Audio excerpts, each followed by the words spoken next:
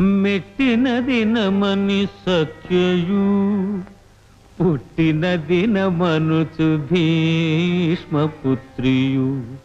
నన్ని పట్టున బిలుతురు విందునకు ఇట్టి ఎడల ఎతటికేగ హితవో చెప్పుమా